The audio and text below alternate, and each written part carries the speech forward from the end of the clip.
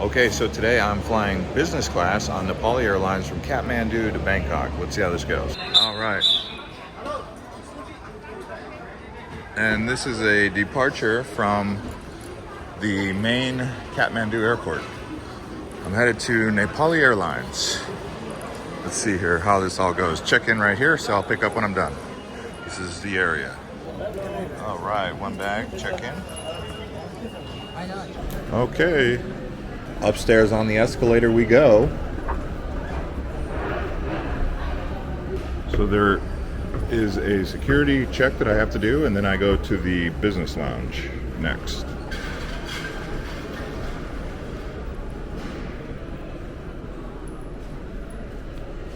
So here's security, foreigner. So here we are at Horizon Lounge. You see some of the airlines that get access to here. Little Qatar Airlines. Oh, the Raddison Lounge. Yeah, Raddison Lounge is here. Ah, nearby the Priority Pass. Business class, priority pass, everything, sir. Upstairs and right side. Thank you so much, ma'am. Executive Lounge here.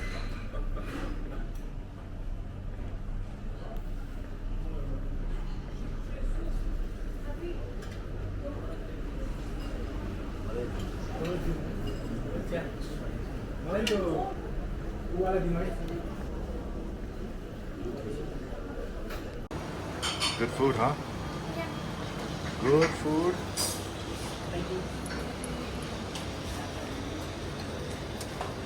Okay. Now we're headed out. Like, how many delays are we gonna have?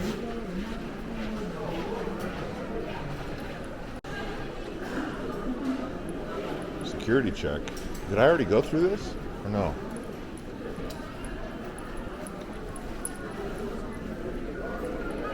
Oh no.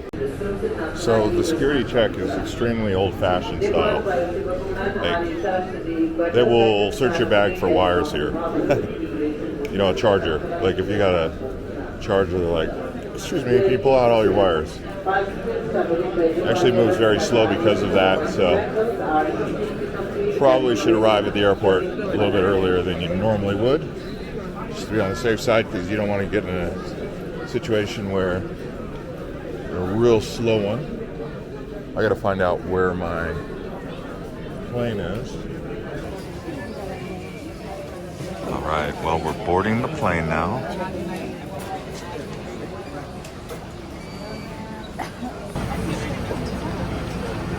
All right, all aboard here. Nepal Airlines. This will be interesting. So here we are at the plane. Airbus A320.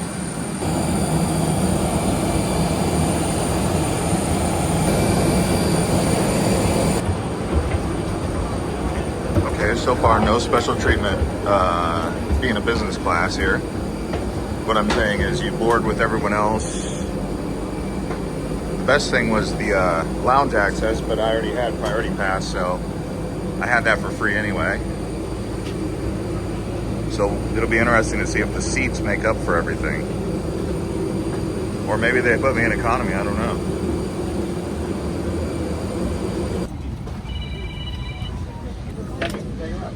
Okay. No. It's okay. We got a pillow. Airbus A320. Nice leg room. I think the seat will recline a little bit. What else we got here? Blanket. Okay. It's not too bad.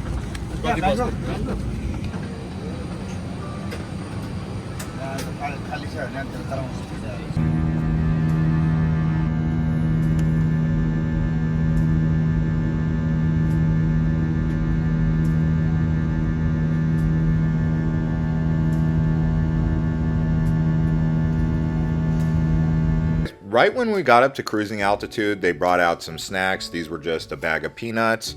They did serve wine and other beverages. I just went with a Sprite because I wasn't in the mood to drink alcohol. And then they started to pass around the first course, which was chicken, a piece of bread, a little salad, and then a chocolate cake. And then once you finish that, they brought out the main course, which was a chicken masala and some green sauce, which may have actually been lentils, but again, I did not understand what it was that I was eating. I just knew it was chicken. And then after 3 hours of flight time, we arrived in Bangkok, where we spent 30 minutes flying over Bangkok just waiting to get our landing orders into Savannah Bhumi. All right, now for my final review of my experience flying business class on Nepal Airlines. As you could see in the video, there are some perks to flying business class, and the main ones are the lounge access and the extra space in the front of the plane. It was only $200 extra to go from economy to business class, and for me to make this video, I found it to be worth it. I didn't use points or anything. I paid around $500 for the ticket. It's a long haul actually to go from Nepal to Bangkok, but I did know ahead of time that there was going to be long lines and it was going to be a very busy airport, because when I arrived I could tell the airport was old and hadn't been renovated, but come to find out, it actually was renovated. It just doesn't look like it. You have to realize Nepal was never colonized and globalization has not reached Nepal. So you'll feel that pretty much all across. They do have a couple chain hotels like a Marriott Aloft, which I made a video of on Island Hopper TV Hotels. But for the most part, the airport is about as old and outdated as any airport in the world for a major city. I mean, this is a city of over 2 million people. Now, that's not a complaint. That's just letting you know what to expect, right? Don't expect modernity. The Raddison Lounge was nice. It had food. The chairs were a bit old, but everything was fine as far as the customer service and the overall experience. Internet is super slow there, by the way. But once I actually got on the plane, I found the seat to be nice. I wasn't sure if it was going to be a lay flat seat or if it was going to be just a big seat that kind of reclined like that. Obviously, as you could see, it was just a seat that just kind of leaned back a bit. It was comfortable enough for a 3-hour flight. It's better than sitting in the economy. The boarding process, you just get jammed in there like sardines with the rest of everybody else. So there's no like priority boarding or anything. I mean, that's not the end of the world. It's just, you know, if you're expecting that, you're not going to get that with Nepal Airlines, at least not on this Airbus flight. Maybe on a long haul if they even have a jumbo jet, but this was not a jumbo jet. The main thing that I probably would have to tell you is the food service is average. It's not something that's going to blow your mind, but it's not something that's going to leave you feeling empty. You know, you're going to want to eat it, especially after all that process. The thing was, the flight was 2.5 hours delayed. And because of that, when we got into the Bangkok airspace, we had to fly around in circles until they found a hole in the flight pattern for us to actually land. And when we landed, there was like 3 or 4 jets coming in from China. At least it felt like it, because there were so many passengers and all were from China carriers. I think there was like China Eastern, Hong Kong Airlines, maybe China Southern, if that's a thing. So there was a lot of passengers coming in from China when we arrived, and we were supposed to arrive at 10:30. We ended up getting in at around 2:30.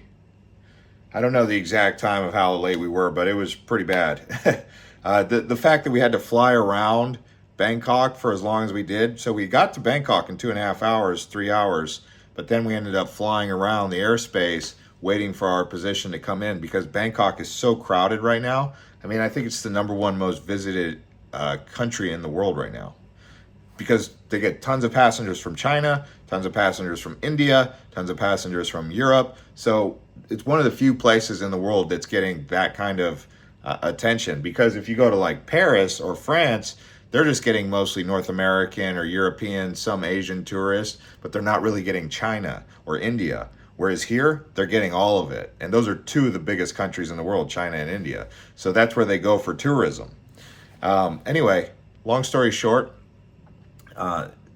this has just been the experience. It was hectic. It was really hectic getting in and out of there. But, you know, the delays don't help. So overall, I would have to give it,